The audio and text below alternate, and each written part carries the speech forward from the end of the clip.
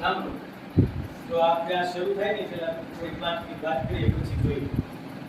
સીતાજીને શોધવા માટે બરાબર ભગવાન રામ બધાને પૂછે છે કે ભાઈ જે કોઈ મળે ને બધાને પૂછે કે ભાઈ મારી સીતાને તમે ક્યાંય જોઈ છે, સીતાને ક્યાંય જોઈ છે. પછી જ્યારે બધા તેને સંદેશો મળી જાય છે કે સીતા ખરેખર રાવણ હરણ કરી ગયો છે ને લંકામાં છે. બરાબર પછી કે લંકા ત્યાં એનું અંતર છે કેટલું છે તો કે અહીંયાથી 100 માઇલ છે, બહુ દૂર છે. પછી બધા યોદ્ધા હોય બધાને પૂછે કે તમે કેટલું કરી શકશો, તમે કેટલું કરી શકશો.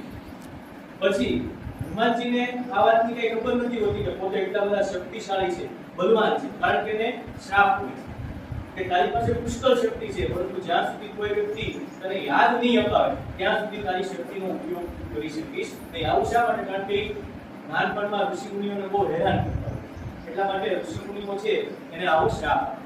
પછી જાંબુવંતજી હનુમાનજીને યાદ અપાવે છે કે તું કેટલો બધો સમર્થ અને શક્તિશાળી છે, તું કેટલું બધું કરી શકે. જ્યારે રામાયણ આપણે 9 દિવસની રામાયણ થાય ત્યારે પહેલા જેવું ગાવામાં આવે, આપણે ગણપતિ દાદાની પહેલા પૂજન કરીએ ને પછી એવું ગાવામાં આવે કે આઈએ હનુમંત બિરાજીએ કથા કહું બધી અનુસાર. એટલે પહેલા હનુમાન દાદાની એમાં સ્થાપના કરી હોય. 9 દિવસ જ્યારે પણ આ કથા થતી હોય ત્યારે હનુમાનજી દાદાનો જ્યાં વાસ ભાગી હોય ને તો એ કોણ છે? હનુમાન છે.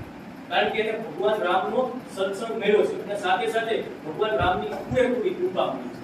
એટલે હનુમાન તું બળભાગા, એટલે કે તું બધાથી વધારે ભાગ્યશાળી છો એવું એમાં કહેવામાં આવે છે. એમાં ભગવાનની પ્રત્યે કેવો નિસ્વાર્થ પ્રેમ છે કે ભગવાન જે કરે એટલે ભગવાન કે જ મારે કરવાનું છે, મારે બીજા કોઈનું સાંભળવાનું નથી કે બીજા શું કે જોવાનું. હવે જ્યારે આ યાદ આપે છે અને પછી શું થાય છે આપણે જોઈએ. બરાબર.